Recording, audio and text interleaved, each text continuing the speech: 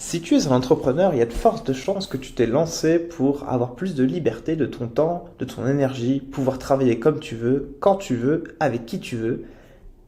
Et je pense que tu t'es rendu compte très vite que c'était assez chaotique, que tu devais travailler beaucoup plus d'heures que prévu et que tu te retrouves un peu esclave et enchaîné à l'entrepreneuriat.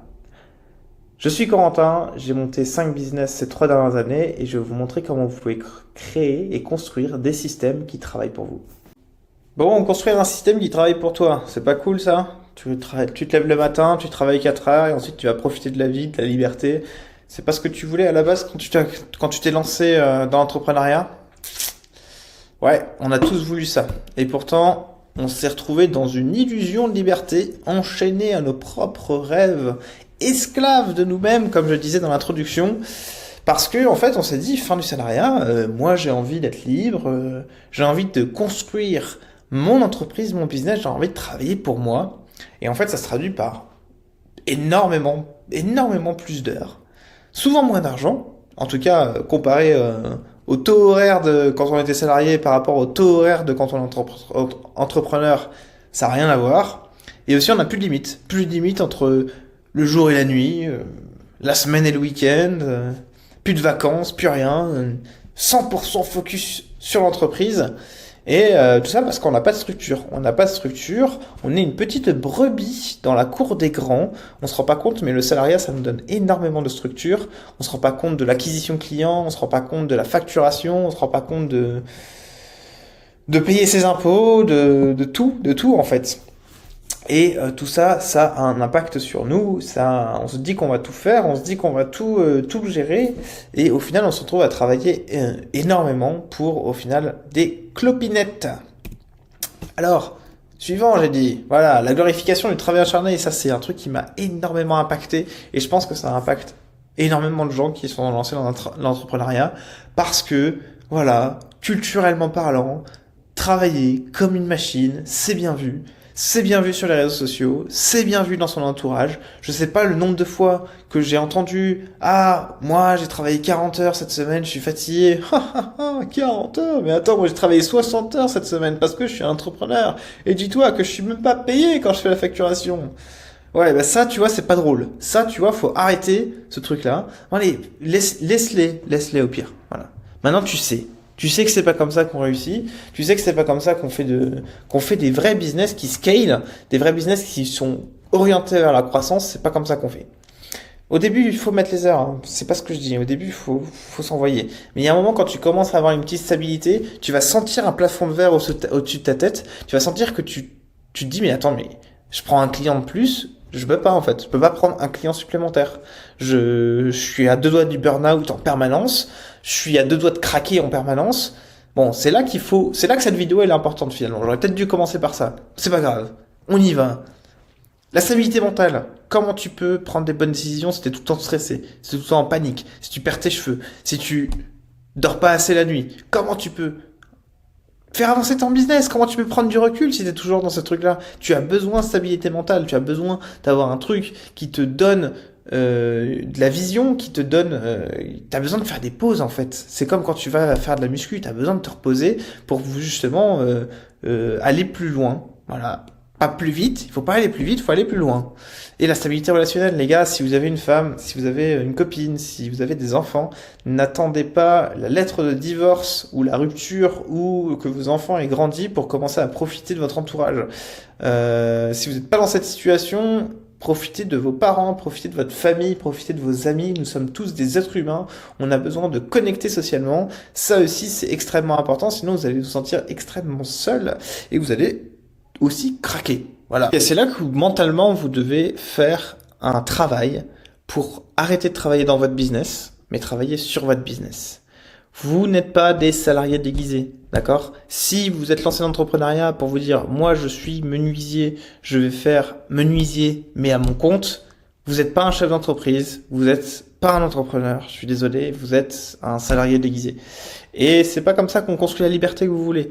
Je sais pas si ce que vous vouliez initialement quand vous êtes lancé en entrepreneuriat, mais c'est probablement ce truc de liberté. Et peut-être que ça vous rend libre d'être un salarié déguisé. Qui sait? J'ai plus l'impression que la plupart d'entre nous, hein, parce que je suis passé par là aussi. J'ai plus l'impression que la plupart d'entre nous, on se dit ça, mais au final, en fait, c'est pas si fou, hein, après réflexion. Et du coup, il faut commencer à déléguer toutes les tâches qui vous font chier, toutes les tâches qui sont pas dans votre zone de génie. Si vous êtes un menuisier, donc tout ce qui est facturation, acquisition client, etc., passez par des cabinets comptables, passez par des boîtes qui vont vous faire, qui vont vous générer des leads, passez même par des boîtes qui vont faire les calls, enfin, qui vont appeler les leads et les qualifier et vous les signer pour vous, hein. Tout ce qui vous emmerde, vous le déléguez. Pourquoi? Parce que ça va vous permettre de déléguer du temps, n'importe quoi. Ça va vous permettre d'avoir plus de temps, plus d'énergie pour commencer à optimiser vos systèmes, pour commencer à prendre du recul et à vous dire, ok, là, il y a un problème. Entre le moment où je signe mon client et le moment où je démarre la prestation, il y a 3 semaines. Pourquoi? Pourquoi il y a 3 semaines? Pourquoi je ne pourrais pas démarrer maintenant? Et être focus sur la croissance de votre entreprise. C'est-à-dire qu'une fois que vous avez ça, que vous avez commencé à optimiser, vous allez pouvoir voir où est-ce que vous pouvez croître. Le fait, cher chef d'entreprise, vous n'êtes plus un menuisier, vous êtes un chef d'entreprise, d'accord? Vous connaissez le métier, vous pouvez optimiser les process, vous pouvez viser la croissance. Comment on fait pour viser la croissance? C'est en déléguant et en éliminant les frictions. Quand vous allez avoir plus de temps, quand vous allez vous être mieux dans votre tête, mieux avec vos relations, mieux dans votre vie globalement, avec moins de stress, vous allez pouvoir commencer à éliminer les frictions.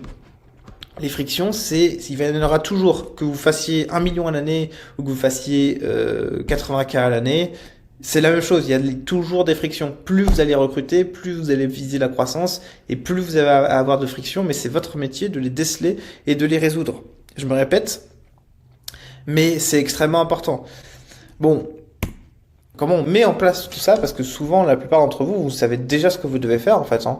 C'est juste que vous avez peur de perdre votre bébé, vous avez peur de perdre le contrôle sur votre business, vous avez peur de X ou Y raison. Il faut sortir de l'ego. Il faut arrêter de se dire c'est stylé de travailler 80 heures. Il faut arrêter de se dire que le travail sera mal fait si je le délègue. Il faut arrêter de se dire que vous êtes un entrepreneur médiocre si vous faites pas tout vous-même. D'accord? Et il faut construire votre vision. Qu'est-ce que vous voulez être finalement? Peut-être que vous voulez être un entrepreneur ça fait 5 ans qu'il travaille, 5 ans qu'il se bute à la tâche, 5 ans qu'il gagne toujours les mêmes revenus, qu'il n'y a pas de croissance. Peut-être que c'est ça que vous voulez. Personnellement, c'est pas ça que je veux. C'est pas ça que la plupart d'entre nous voulons. On veut la liberté. Et ça représente quoi la liberté? C'est combien d'heures par semaine la liberté? C'est où est-ce que vous vivez? C'est avec qui vous vivez? C'est comment vous vivez? Comment vous travaillez? Vous allez toujours à l'atelier? Je sais pas. Cette vision, elle vous est propre, il faut commencer à la construire. Et surtout, faut être focus sur les systèmes. Faut être focus sur la construction des systèmes. Faut vous faire un plan. Votre vision, elle vous sert c'est un compas. C'est un GPS. C'est là où vous devez aller et vous devez construire un système qui vous permet d'aller vers votre vision, pardon. Donc là, peut-être que vous allez déléguer une partie des tâches administratives, vous focus sur la zone de génie, commencez à optimiser vos systèmes, recruter un menuisier, j'aime bien l'exemple du menuisier, recruter un nouveau menuisier, qui commençait à se dire, ok, si je recrute ce menuisier, je vais pouvoir marger un tel, etc. Vous allez avoir plus de croissance, etc. Peut-être vendre j'en sais rien. C'est à vous de faire le travail, pour le coup. Mais en tout cas, il faut accepter aussi le changement, d'accord? Vous ne construisez pas votre business, c'est votre business qui vous construit. Parce que tout ce que vous faites dans la vie a un impact sur votre business. C'est extrêmement important de retenir ce point-là. Si vous dormez pas, votre business aura un impact. Ça aura un impact sur votre business, pardon.